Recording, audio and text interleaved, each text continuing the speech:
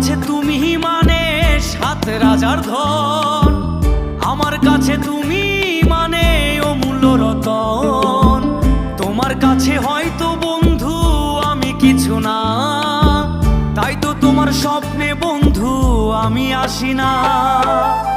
আমি মানে তুমি আর তুমি মানে আমি, আমার কাছে আমার যে বন্ধু তুমি দামি।